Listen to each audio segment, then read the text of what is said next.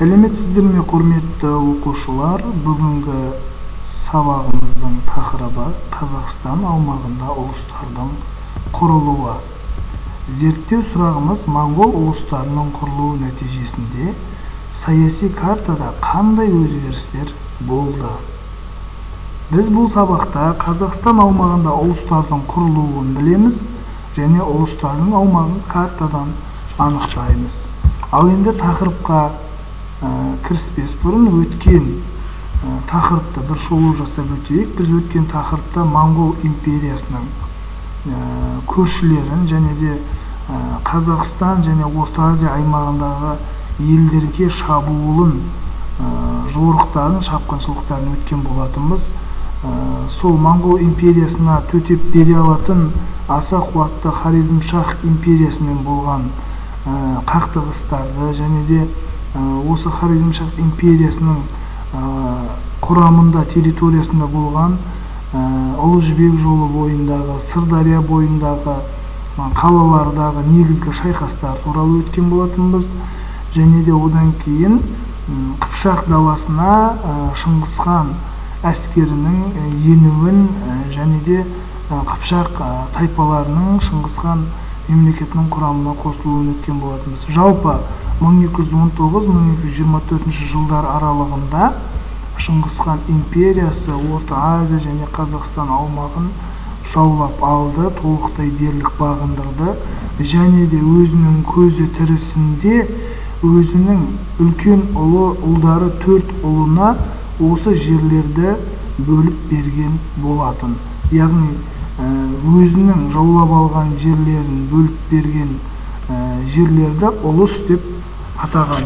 Яғни қазір біз бұл тақырып бойынша кішігірім сабақ көріп алайық, видео сабақ, содан кейін жалғастыратын боламыз.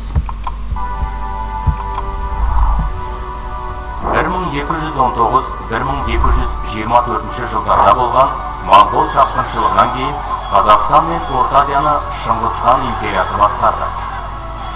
Олан байтақ өңірді жаулап алған Шыңғысхан өзінің тірі кезінде осы 4 ұлына басып алған территориясын бөліп берді. Осылайша моңғол ұлыстары пайда болды. Шыңғысханның 4 ұлы болды. Олар Жошы, Шағатай, Үгедей, Төле. Ұлдарын ол 4 күлік, жүйрік деп атаған екен. Себебі олар өте ержүрек, батыл болған. Қазақстан аумағы 3 ұлыстың құрамына енгізілді. Қазақтардың ұлан байтақ жері Шыңғысханның үлкен ұлы Жошы ханның ұлысына кірді.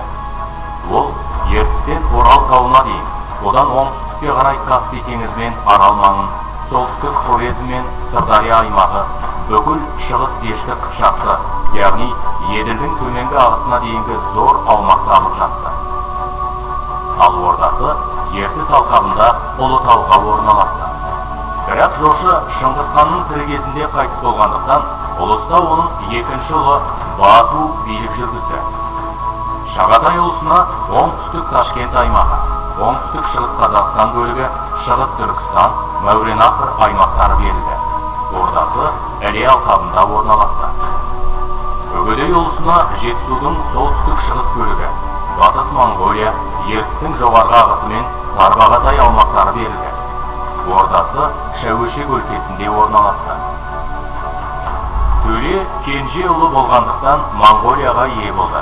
Орталығы Қарақорым қаласы болды. Ұлыстардың барлығы орталықтағы ұлы хандыққа бағынатын еді. Жақсы, біз сабағымызды көріп алдық. Енді мына бір картаға назарларыңызды аударыңыздар. Мінекей, көріп отырсыздар ғой оқушылар. Мынау Жошы ұлысы, бұл Шыңғысханның үлкен ұлы, қазіргі Қазақстан территориясының өте үлкен бөлігін иеленген ұлыс болып саналады.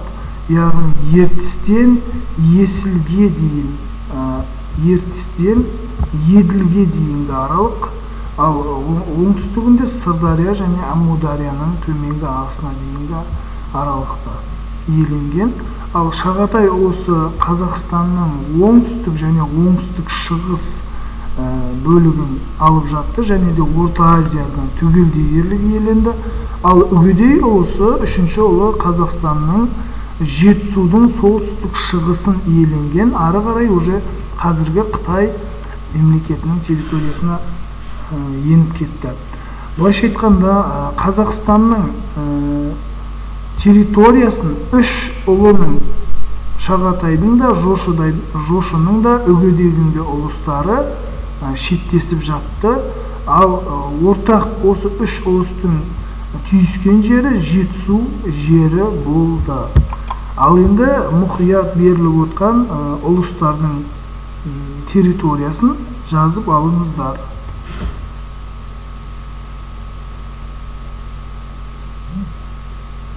Жақсы, жазып алған болсаңыз, келесі слайдта осы ұлыстардың иесі атанған Жошы, Шағатай, Үгедей, Шыңғыс ханның үш ұлы туралы деректер, мәліметтермен таныс болыңыздар, және де мұқият есте сақтап алыңыз.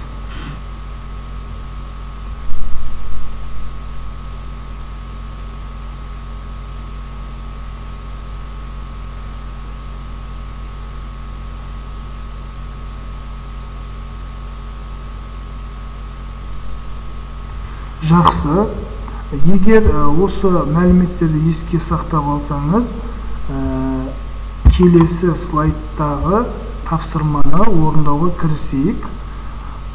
Бірінші тапсырма: ұлыстар жер аумағының сәйкестігін тап, яғни Жошы ұлысы, Төле, Үгедей, Шағатай ұлыстары қай территорияларды алып жатты? Міне соны сәйкестендіріңіз.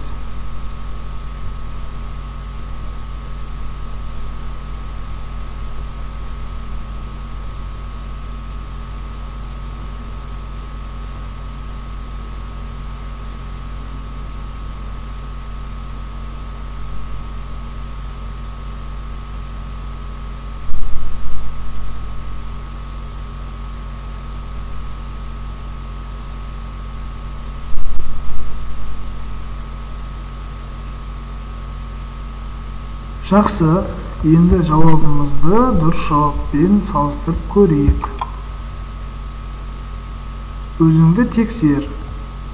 Жарайсыз, егер қателескен болса, түзетіп қоюыңызға болады. Ал енді екінші тапсырмаға кезекті берейік. Екінші тапсырмада жаңағы бөлінген ұлыстардың патшалары, яғни иелері Жошы, Шағатай және Үгедей туралы сипаттама беріңіз.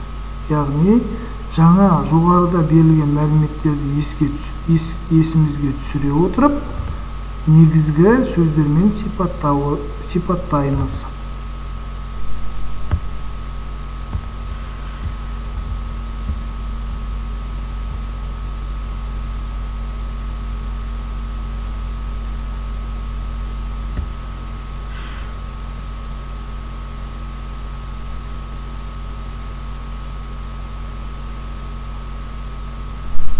Жақсы, дайын болсақ, жауабымызды салыстырайық.